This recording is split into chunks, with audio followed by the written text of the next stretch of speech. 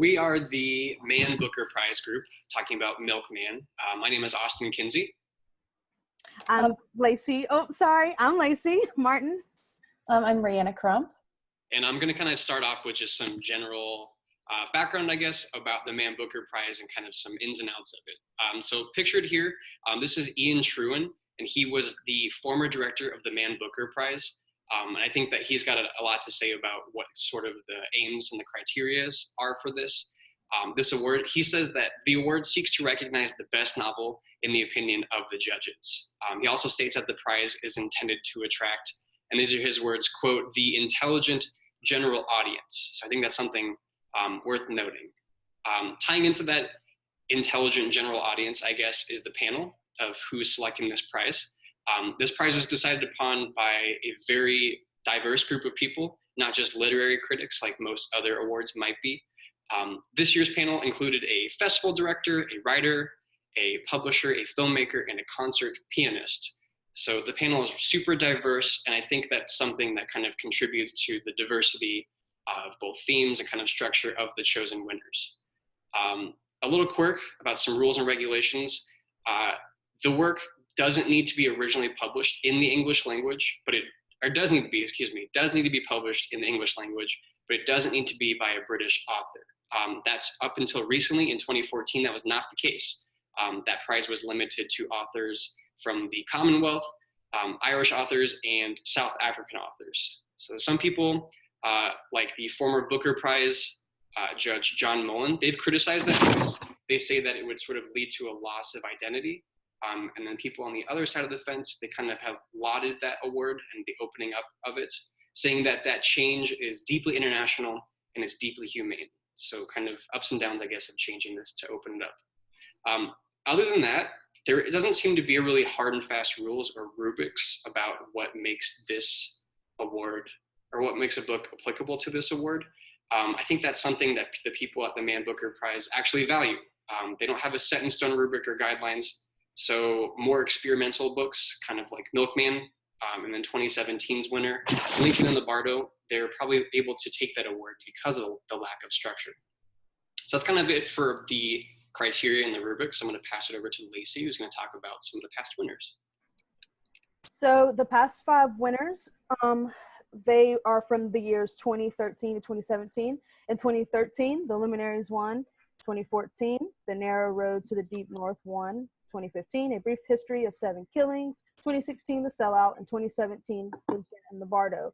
My task for this presentation was to kind of give you a rundown of each novel, and I will start with our 2013 winner, The Luminaries by Eleanor Catton.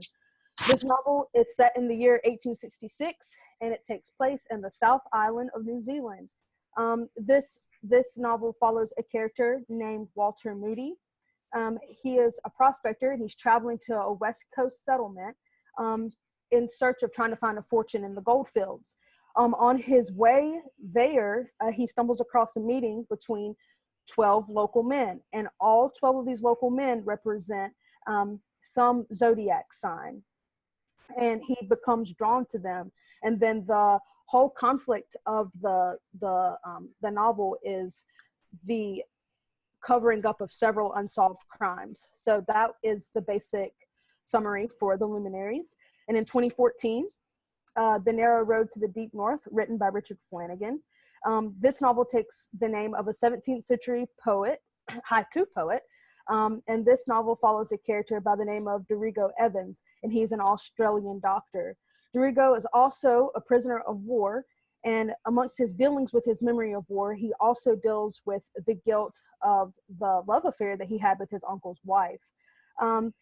Dorigo struggles between being that war hero, and then he's also a man that deals with his past faults. And the novel's themes that it deals with are the effects of war and love altogether. And some characterize the novel as a big epic or just a series of vignettes.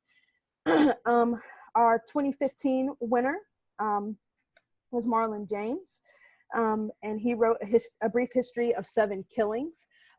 James's novel is a fictional telling of the true events that surrounded 7 gunmen and their shooting of Bob Marley and several others on December 3rd, 1976.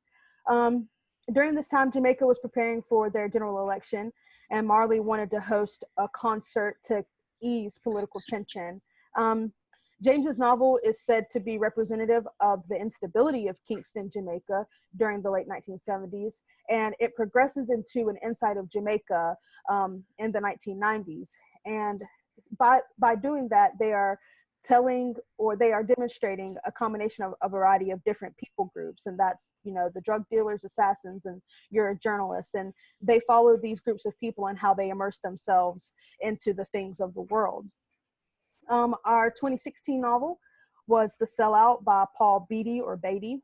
And this novel is about a male narrator who sells marijuana in a place around Los Angeles. And throughout the novel, it follows this narrator, who is only referred to by his last name, and his attempts to bring segregation back, and attempt to keep a slave in his neighborhood where he resides in Los Angeles. His attempt at segregation and slavery brings about a Supreme Court case that is titled Me versus the United States of America.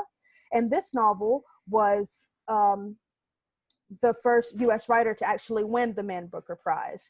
And then in 2017, another American, George Saunders, he won it for Lincoln in the Bardo.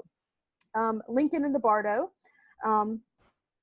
this is a novel, and it's set in the place called a bardo, and bardo is a state between life and death.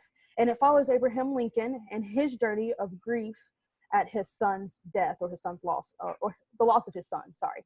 And this novel takes place over one single evening. And this novel is characterized as an experimental novel, like many other others. And that just means it has a great emphasis on innovation.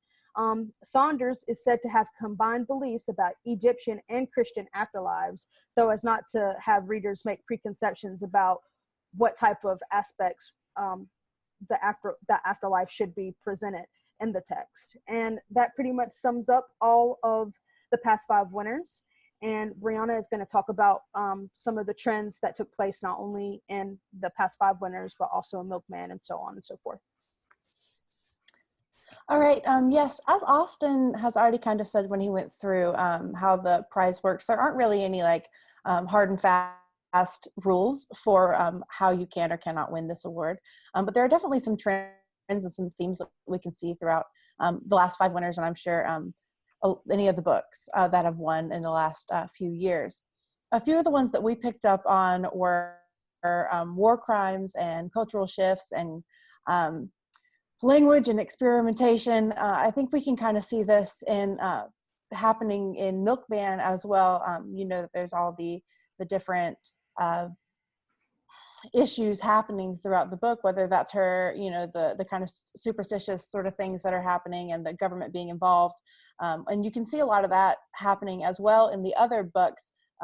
For instance, another one of the trends that is in the book all throughout all 5 is an inciting incident.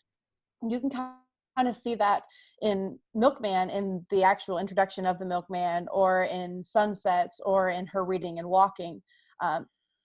In the other books, in the Luminaries, I would say that the inciting incident was probably meeting the 12 men, or in the Sellout, it was probably holding these people captive, or trying to, you know, input segregation again. And in Lincoln in the Bardo, it would be the death of Lincoln's son. So there's definitely a lot of dark themes. We know that in the judgings, they've talked a lot about how the reason that they chose certain books was because of the dark themes or the unusual narrators that were seen throughout. And we can definitely see that again in Milkman, and just see how, you know, the middle sister and how differently she speaks, and the languages that that Anna Banks has used in her books to make it really kind of vague. And I think that vague, foggy feeling is definitely a theme that you can see throughout all 5 of the past winners.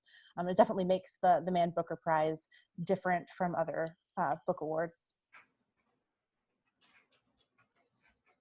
Okay.